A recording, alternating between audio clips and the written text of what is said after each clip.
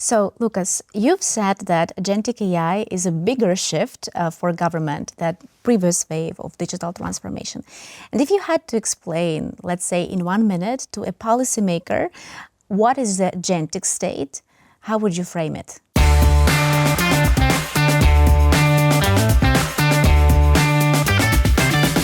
So, agentic AI is taking the incredible capabilities that AI has sort of gained in the last couple of years and connecting that to tools. So creating software that actually does useful things in the world, that can plan, that can execute, and that can do things similar to what a human coworker does. And so the magical power of agentic AI is it's a force multiplier for what has always been the biggest bottleneck in most organizations, but especially in public administration, which is having talented people. And so what agentic AI brings is it suddenly makes talent in a lot of different tasks much more broadly available, much less of a bottleneck. And that allows you to do the kind of real transformation in the actual functions of how government works. And where that's different to digital transformation is a lot of what's happened in practice for digital transformation of government has been taking the existing 19th century bureaucratic procedures of government and digitizing them. And the hope with agentic AI is that we can really shift the core functioning of how government works. And this is, it's really copying a lot of what's happening already in enterprise and being inspired by that, looking at how lots of companies, new companies, old companies, are finding completely new ways of work when talent and human capacities are no longer a major constraint on what you can do, and thinking through how can we put that to work for public missions. Building on that, in your vision paper that you wrote, and I'm very proud to be also a contributor, you actually argued that agentic AI can transform 12 core functions of government. Which 2 or 3 functions in your mind will change first in the real world, and what will it look like for governments and also for ordinary people? Yeah. So again, let's be inspired by what we already see happening in the commercial world. The first shift that we're going to see is in how users, individuals, companies who interact with and consume public services, how they interact with government. So let's take your and my interaction with government. We don't have to necessarily personally go and consume services anymore. We can have an agent go and engage in transactions on our behalf.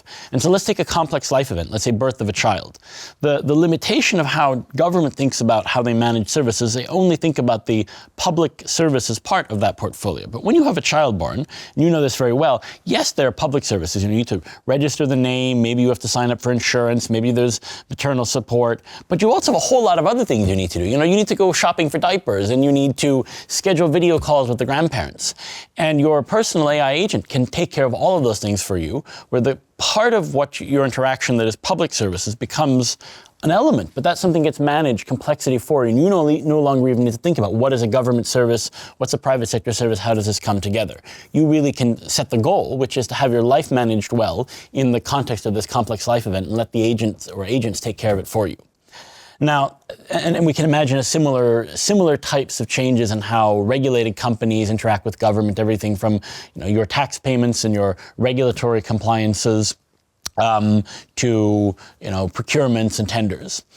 The second, I think, big shift is in the internal workflows and processes of government, where government's really focused mindset-wise a lot on how to do things procedurally correctly, right? And there's a lot of good reasons for that, because sort of how you do things, doing things with the right process, is one of the sort of expectations we have of the state, that you have rule of law, that you have transparency, that you have appropriate decision-making. But what gets lost in that is actually focusing on the outcome. And what we can do with agents is we can give task agents more complex goals while also programming into them following proper procedural rules. And again, this can get into, that sounds very abstract, but we can get into very concrete scenarios. So let's think about how we might, for instance, task an agent with the goal of ferreting out corruption, right? That agent isn't limited to inspecting individual things. It can go crawl around the data, it can look at patterns, it can go query people and ask them questions, and it can invent new tests, new filters, new ways of looking for derogation from the transparent and non-corrupt way we expect government to work. Or another example, procurement. where the simple thing is, okay, let's have agents and AI prepare our procurements for us. But that misses a bigger picture, which is procurement is a broken process today. If we actually give the buying process itself to agents and let agents from the buyer, the government, negotiate with potential sellers, we can end up having a process that is 100 times faster, that is much more efficient from a market perspective because it can actually go and find suppliers instead of only waiting for who comes to you. And so you get better public value, but you can also actually encode into that the procedural requirements, the transparency requirements in a more consistent manner than we do in current human-run procurement processes. So then as we go through the tasks and the functions of government, which depending on how you set it up, there's tens of core functions, or there's hundreds or thousands of tasks that government undertakes. Every one of those, we can really redesign those tasks and how they work, bearing in mind the public purpose, but then changing the how quite fundamentally. And the vision of the agentic state is that we start going through this process of transformation. This is going to be a longer term process. Andrej Karpathy, one of the original creators of a sort of current moment in AI, has said that we're not in a year of AI agents, but a decade of AI agents, precisely because of these sort of transition processes. But what we're trying to do with the vision of the agentic state is to make sure that governments are not hopelessly behind the rest of the world in this transition process. I love this wording, hopelessly behind. Well, we hope not.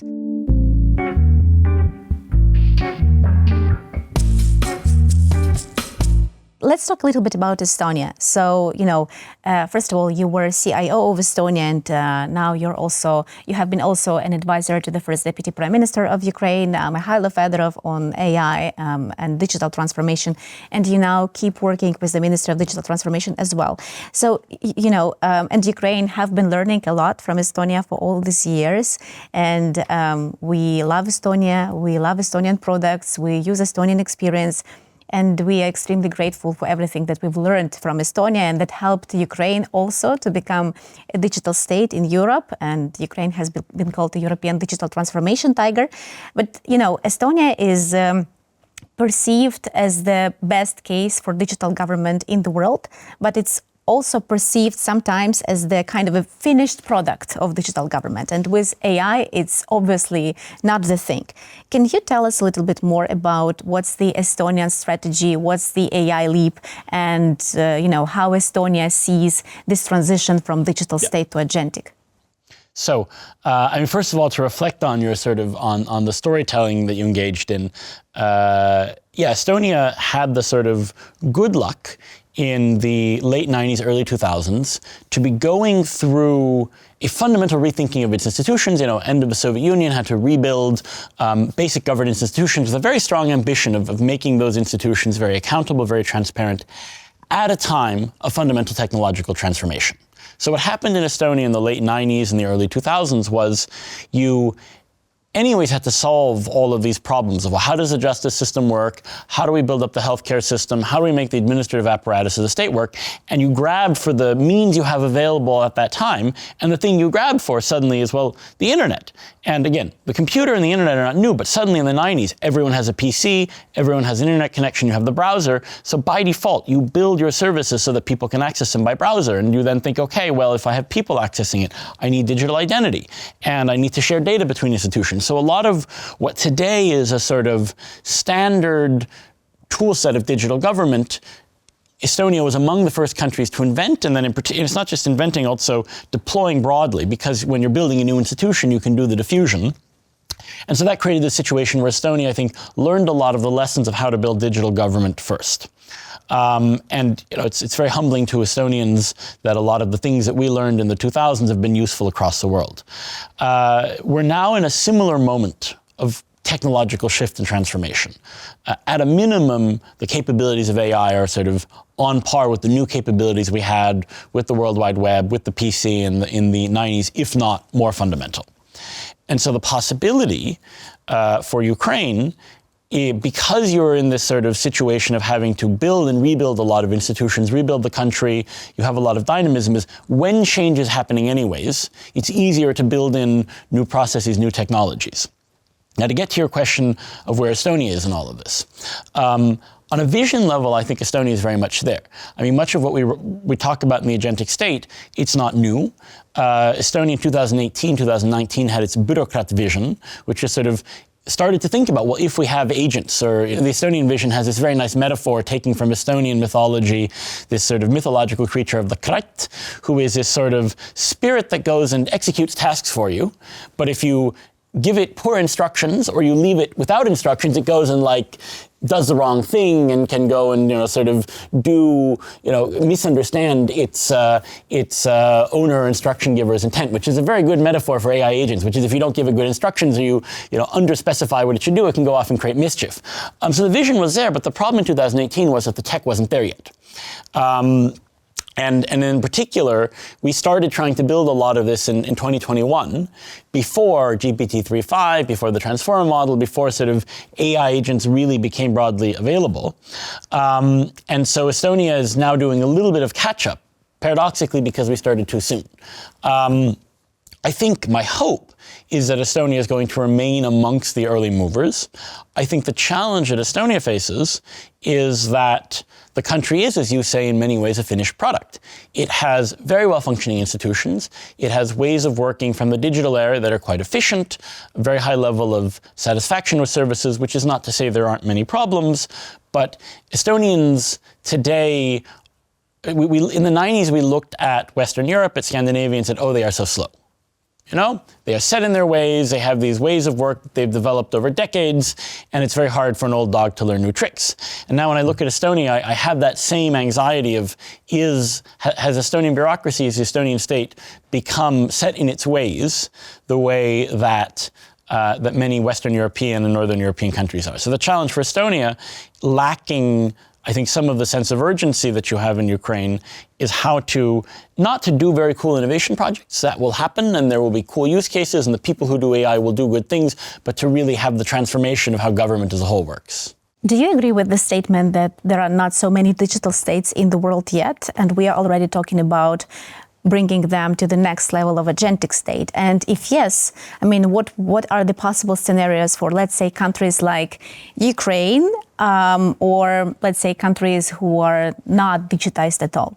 So, there are probably 10 or 20 countries across the world that have a pretty high level of consistent maturity. And they're your usual suspects, your Denmarks, your Singapores, some European countries, some Asian countries.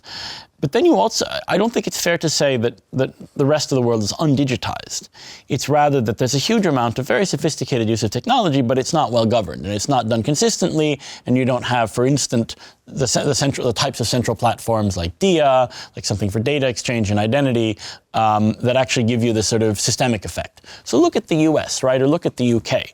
At the application level, the sort of how they're using technology in individual agencies, in departments and ministries, often very impressive, very cutting edge things, but then between the administrative silos, things break down. Things break down because they can't exchange data, they don't have some sort of common core platforms or governance figured out, and those types of, that lack of sort of ability to work as a single enterprise and being stuck in the silos, that is potentially going to replicate itself in the agentic world, right? Which is if you have, the agentic, the Agentic Foreign Ministry and the Agentic Department of Motor Vehicles and the Agentic Healthcare System, but they're not able to allow people to pool data, to use common platforms. There'll be a lot of inefficiency. There'll be a lot of just moving much slower than you would otherwise move.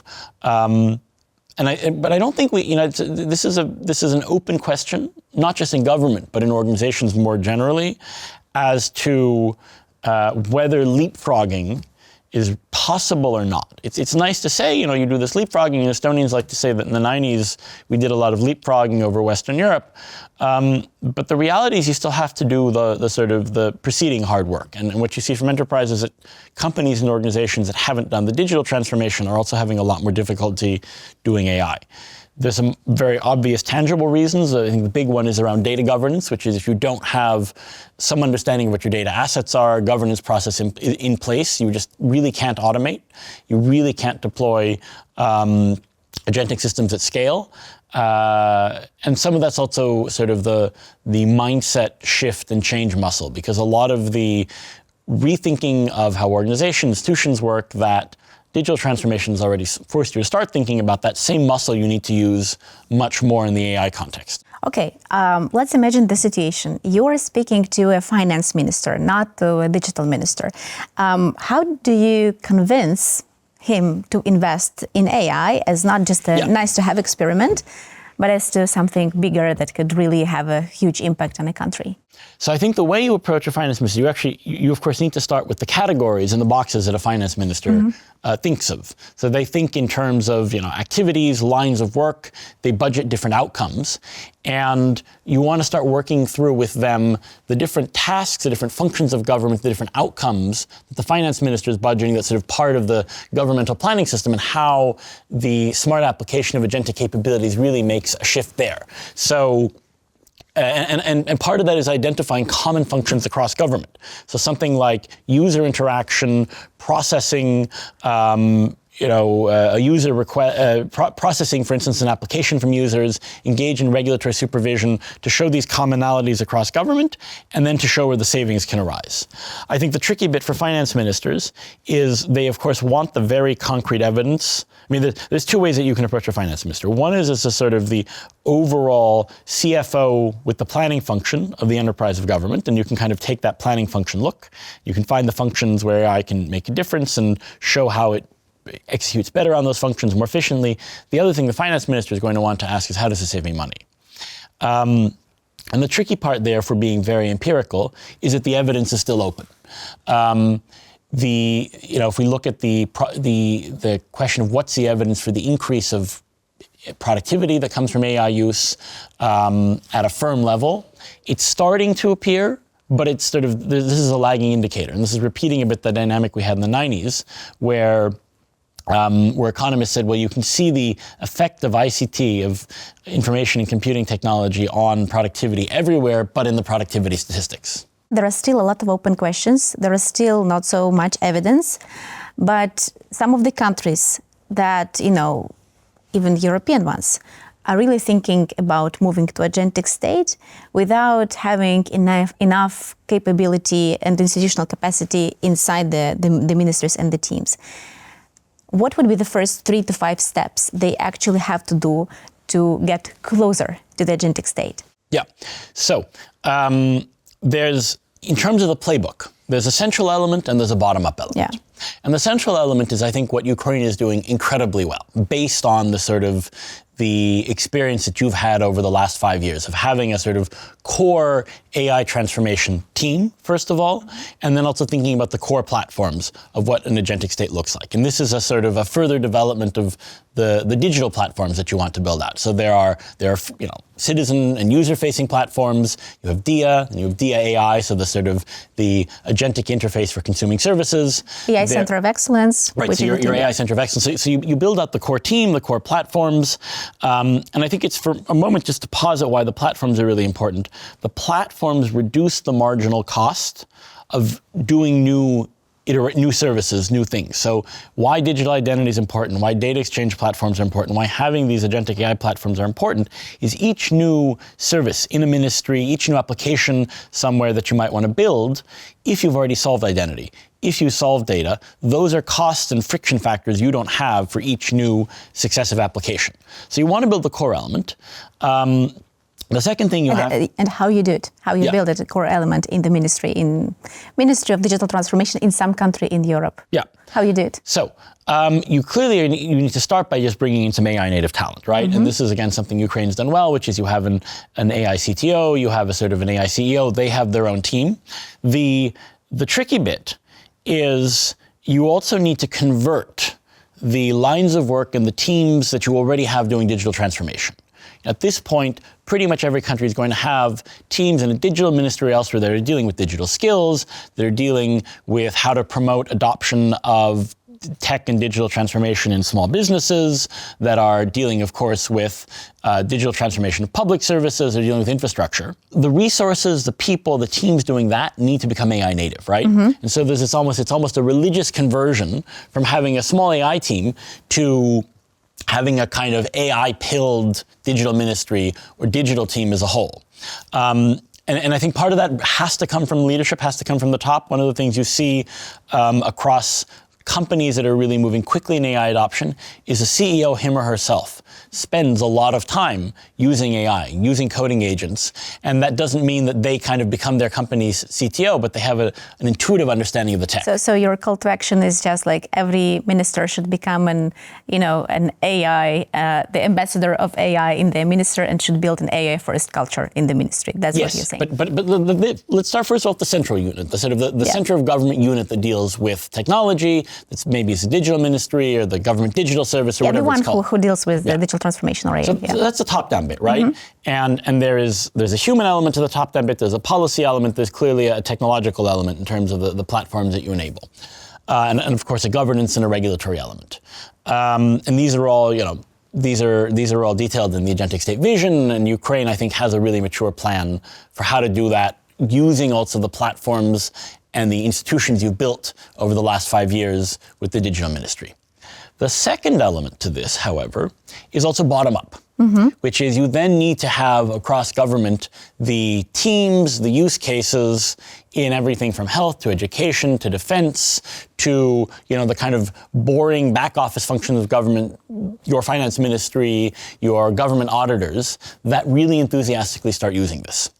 And I think what's interesting in this moment now of coding agents, that wasn't true even 6 months ago, is that you can have non-technical teams really doing, and they can't do finished products, but really doing a lot of product development and iteration without having sort of intensive, very labor-intensive, expensive tech support. And so what I think the countries that are moving quickly, like organizations are moving quickly, are thinking through is how do you build this sort of bottom-up culture where maybe not everyone in the organization, but a critical mass of product owners, of strategic thinkers, of service owners, get their hands dirty with the coding tools, with building new applications, understand what the technology is capable of, and become the consumers of your central platforms, push your central policies to their limit, and then think through, well, what does my line of work look like differently using these tools?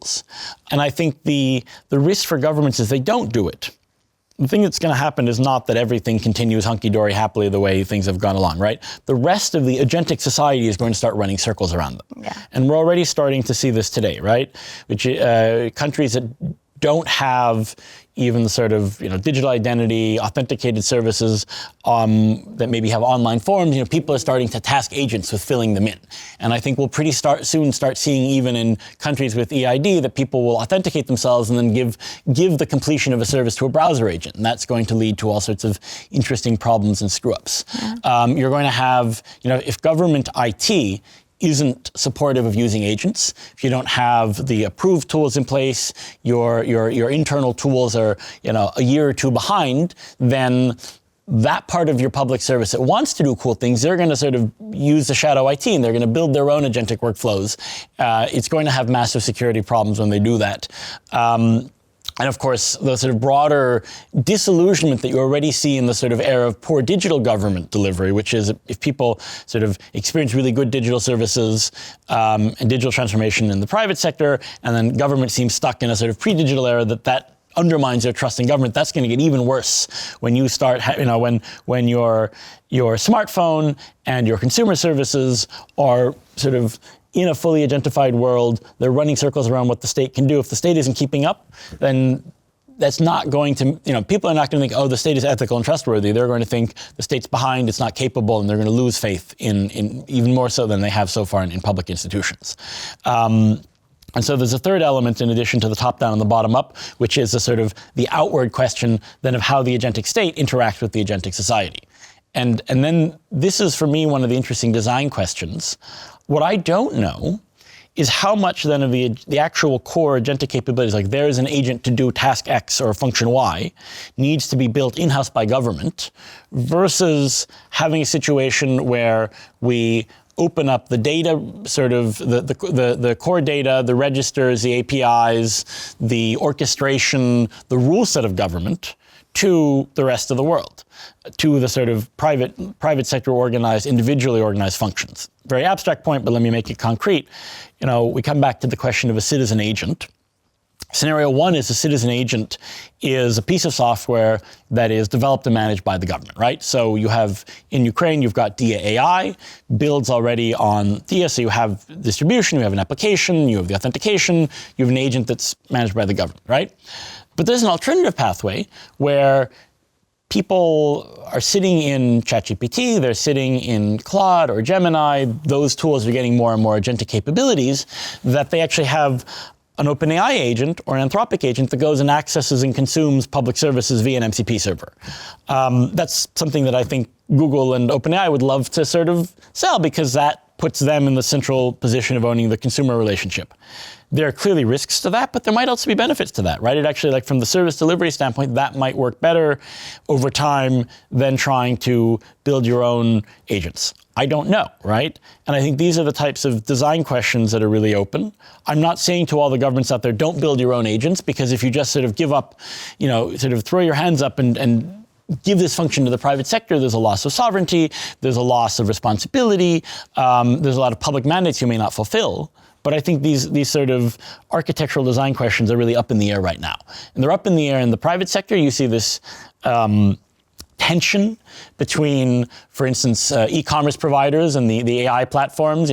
Amazon tried to kick all of the AI agents off of their website, all the browser agents, and that same dynamic we're going to see the state having to think through and how it does service delivery. Well, that resonates a lot with me, but I also have lots of questions.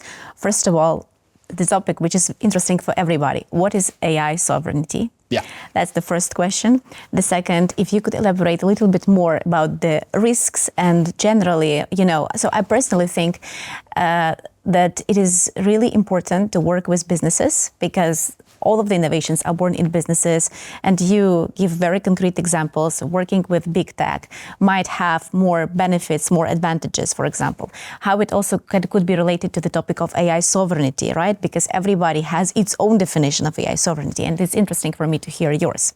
This is the first part of the question. And the second one is basically, you mentioned, we had a conversation, a private conversation a few weeks ago, and you mentioned how are you learning and what tools are you using. And so I think it would be really interesting for our listeners also to learn from you, if you could share it as well, of course. And the last remark, I completely agree regarding the early adopters. That's what we've seen here with digital transformation and specifically with Diia, and digital passports and digital driver licenses, which got first. And then when people started to use it and they actually started to push and to demand for more and more services, that's more or less the same example which we are seeing right now with AI. So yeah, these are two parts of questions, and over to you. Sure.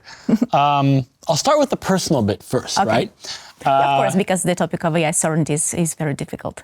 Well, but also because we might introduce some concepts in the sort I'm joking. Yeah. Well, we'll get to that. So, look, I mean, the short answer is just you got to be getting your hands dirty, right? And I think I've actually had the good fortune in the last year and a half that I haven't been managing large teams and I haven't had to run an organization and so on. And so I've had more time, nights and weekends to get my hands dirty. And this is actually a real challenge for anyone who is an executive function, which is you just don't have the space. But what I do, is just sort of, especially in the last 6 months, is just using the coding agents to do useful things, right? And I remember, I think when sort of ChatGPT first became a thing a couple of years ago, the sort of standard advice was just like, experimentally try and do everything with ChatGPT. Don't use a browser, don't use a word processor, don't use a spreadsheet, and you kind of like then figure out what it's good for and what it isn't. And there was, if you tried that in 2023, there was a certain conclusion you reached on what it was good for and what it wasn't.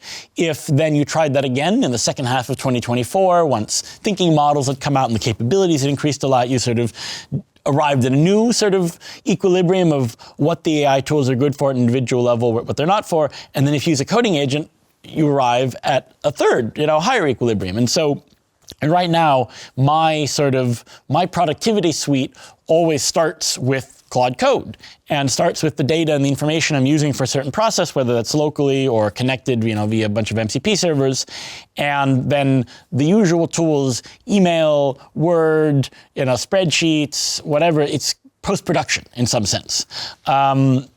And I think the tricky bit is it's very easy on an individual level to learn this and to be productive, but scaling that up to organizations is more complex. And this is not a new thing from this is not new to the AI world. Today, probably my personal favorite is Claude Code. The consensus seems to be that there was no product placement in this video, but that's really great but too. This is a challenge. It's a challenge, right? Because I'm sharing my personal experience, right? And it's like, I've used OpenAI tools sort of most intensively for the last couple of years. It's not that the model's better, right? But Anthropic got some things on the UX and the product design really right. And this is a challenge for Google, for Microsoft, for OpenAI to sort of keep up with that. And you see this in the statistics, right? Which is like in the last year, if you look at where the enterprise money is going, like Anthropic has really displaced a lot of OpenAI's market share. But I'm also, the second half of the sentence was going to be today it's Claude Code, but tomorrow that could shift, right? Because actually the things that are good about Claude Code, like they're not super hard to copy. And, I would expect that within the next weeks, I would hope Codex and Copilot and so on have those capabilities, and then we'll see what the next set of capabilities are. And it may be, again, that it's one of the other labs, or it may be a new entrant. But just whatever the coding agent is, get your hands dirty with the coding agent.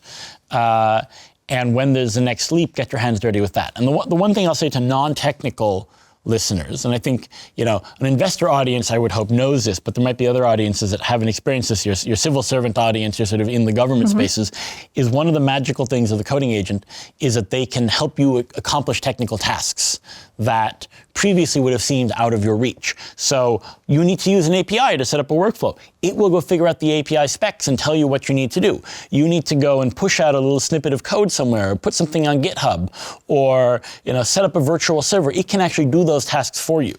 And so the sum effect is that a lot of the previously mystical capabilities for which you needed to have a technical team to go and do them, you can now do yourself. And that doesn't mean that the wisdom of the technical team isn't necessary, because there's a lot of failure paths there, especially in enterprise context with sensitive data, a lot of ways you can screw up. But it turns a lot of the technical capability into more of an orchestrating, sort of governing function, instead of just being an execution function. There's a parallel there to how we would use an AI in healthcare or in education. So that's on the personal level. Now, there's a connection to the sovereignty element from this very personal individual, how we use it, to the broader sovereignty question. I dislike the sovereignty word.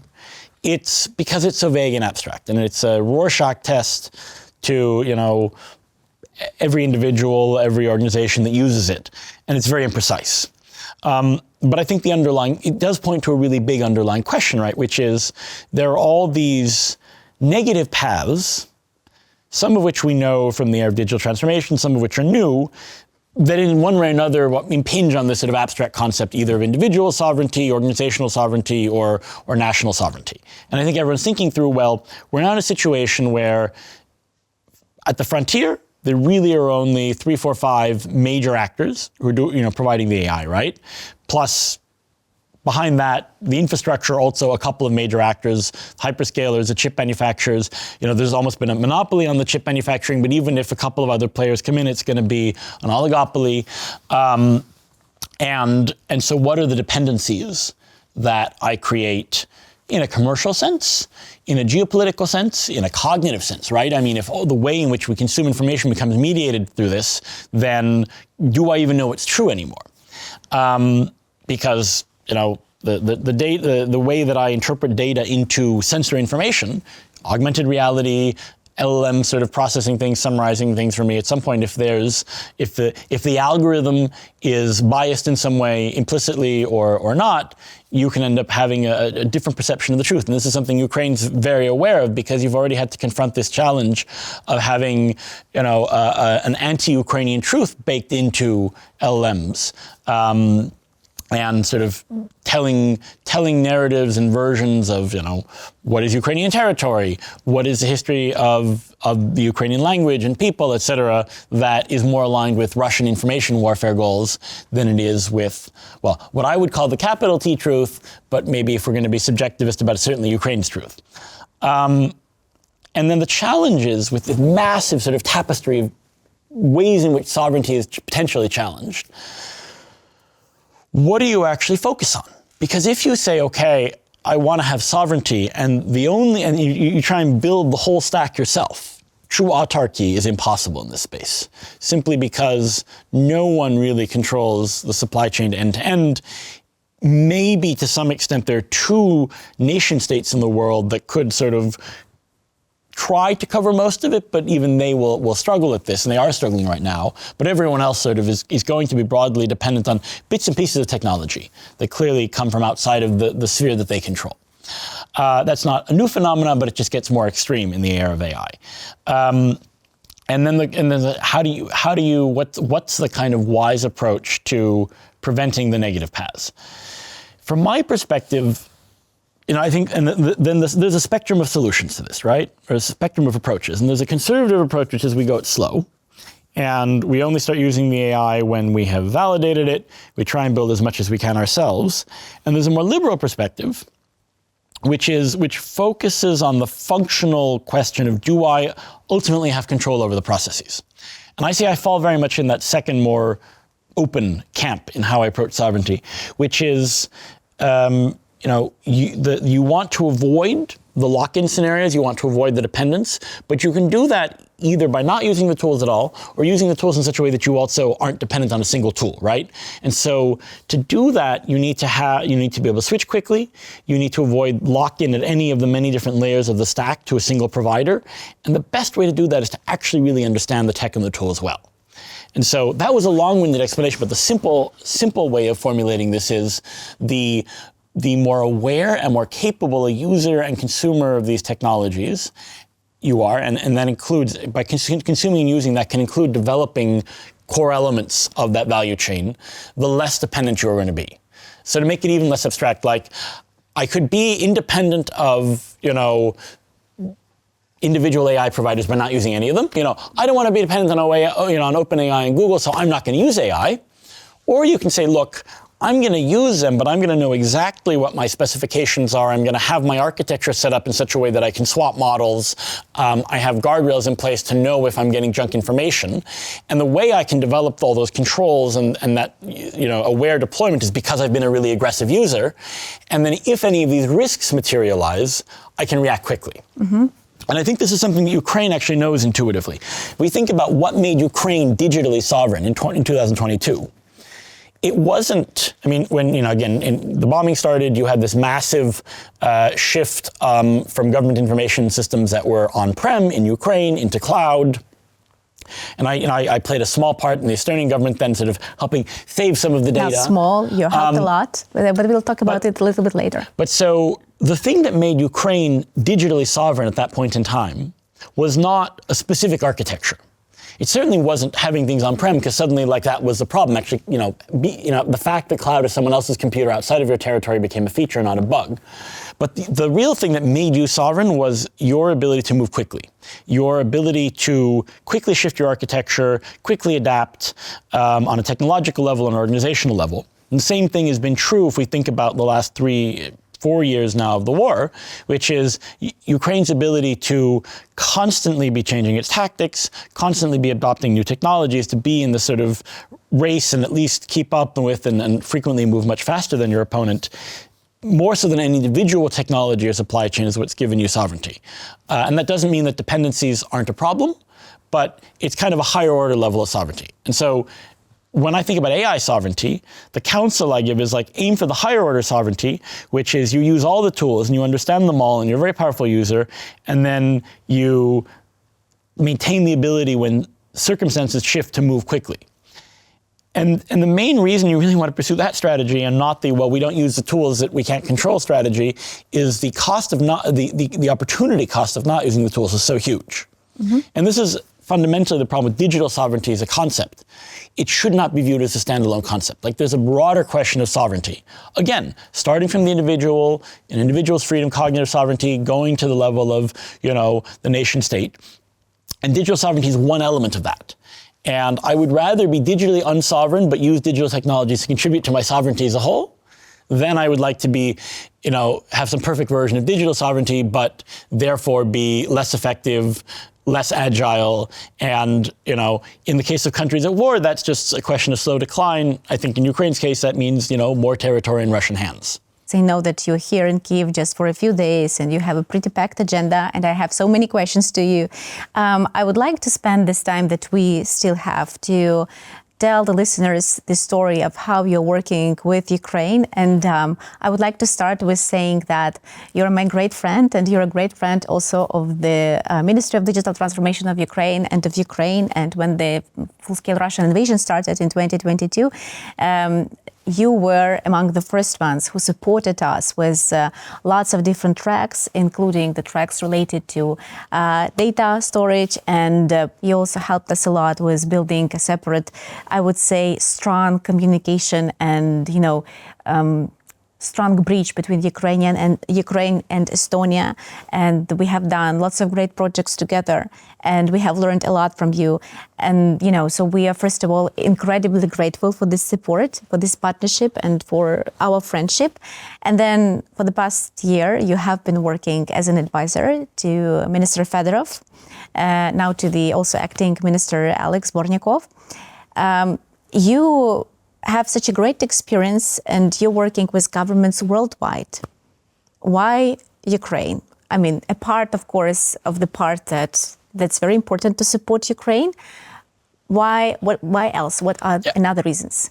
I mean, I had the privilege, as you said, of getting to work very closely with you and with a lot of teams from the digital ministry, especially from 2022 onwards. And when I left public service, you and Mihailo invited me to come and work with the ministry, and I leapt at the opportunity. And there are two reasons. One, as you said, is, look, I think every Estonian has a deep wish to, in whatever their line of work is, to do something that somehow supports Ukraine in this time, right? And so it doesn't matter if you are an entrepreneur manufacturing saunas, or you're a tech entrepreneur, or you're a lawyer, or you're someone in government. Everyone's looking for the way in which the skills they have could help in some way. And so I had the privilege of having my way of contributing. But the flip side is, I think what motivates me in my work is it's not specific to any one country. It's asking, we have this technological change. We have the institution of governments, especially in democratic societies, that we want to sort of, keep up with this change, as we said, not to be hopelessly behind. And we need models for the world of what good can look like. Because, if there are 190 odd countries in the world, there are, at a country level, half of those hopefully are democracies, but then also below that, everything at the local level, there are thousands of jurisdictions and entities of government that could be adopting this. They're not all going to be able to reinvent the wheel. And then the question becomes, well, where can you do new things first? Where is the innovation happening? Where is the experimentation happening? And Ukraine is, to no small extent, part of the answer. And part of that is because you have the existential pressure of the war, and that sort of focuses you. But part of that is also this sort of innovation engine that you built, that you personally helped build from 2019 onwards. And those two things have really merged together in the last couple of years. And so there's a kind of the push factor of, well, I want to see what I can do to help Ukraine. But there's a very strong pull factor, which is, if I want to do something exciting in my field of work anywhere in the world, then I can't not be doing it with Ukraine. Ukraine can't not be part of that. So it's kind of unavoidable. Now, I've had the good luck that I've actually been able to do that sort of a good part of my, every day of my work. But I think my call to action to anyone would be, pretty much any field, with whatever you're doing, whatever your sort of global mission is, there's probably a really strong Ukraine element where you can do something in Ukraine or with Ukraine today that is novel and different to where your home market is. And of course, the hope that we all have for Ukraine is that we can talk about the sort of post-war winning the peace scenario sooner than later, and that the massive challenges that Ukraine is going to face are also an impetus for disruptive innovation in many, many sectors, in the way that the existential challenge of the war has been an impetus for amazing innovation in defense in Ukraine in the last couple of years. But yeah, why Ukraine for me is because I get to work with amazing people and do really cool things here, and that the sort of the conceptual development, the ideas around the agentic state. I mean, yes, some of that was born from visions you've had in Estonia for almost a decade, my work as government CIO, but I think that without having the interaction with my colleagues in the digital ministry, other government bodies here in Ukraine, the ecosystem, and sort of for a moment thinking, well, what if we had a blank sheet and reimagined the possible, it wouldn't have happened. And I think that's true for a lot of people in a lot of lines of work. Thank you so much. And, my last question would be, I know that you are very active already in the Ukrainian tech and deftech ecosystem. And, what would be your advice to any investor, to any government, business, or an expert who would like to actually start working and partnering with Ukraine? What would be your advice or your go-to advice? Yeah. I mean, it's hard to give generic advice that applies to everyone, right? Mm-hmm. Because so if I had to give one very generic piece of advice, it would just be to actually come here and find your in. Obviously, I mean, in any kind of frontier innovation, the human connections really matter. And so it's just first of all to start building the human connections, and you do that best by actually coming to Ukraine. And then see what comes from there. And obviously for those who are already here is to put in more. I think one of the challenges that you see globally is you have a lot of investors who say, we really want to invest, we see the business case, we're going to be able to do that at some future date, right? They may link that to the end of the war, they may be thinking about all sorts of other bits of uncertainty. And some of that's unavoidable, but then you can ask, well, how can we first of all, shift the kind of thresholds so that someone who is close to wanting to sort of put more resources in can make that decision, and bring everyone closer to whatever the sort of happy path is if they're ultimately doing massive investment in innovation here. And so there's no single consistent answer, because different industries, different types of capital, different risk expectations, different ways of work are going to have different specific answers. The commonality obviously is be here, be developing the connections, ideally do things very actively with Ukrainian companies in Ukraine, but if for some reason you can't, because there are also going to be investors, there are going to be companies that say, well, today, no. You sure as heck want to be laying the woodwork, building the connections, preparing it, so that whenever your kind of particular risk calculation or considerations do shift, that you would then at that moment are ready, right? Because I think that sort of if we look at what needs to happen in Ukraine, what's going to happen in Ukraine in terms of the rebuilding, dealing with a lot of the post-war challenges, and continuing also to build out the defense capabilities, those who wake up to this opportunity, once it's completely obvious and low risk, are going to be too late. Thank you. Thank you to Luukas. This is Forward with Valeria Ionan. See you next time.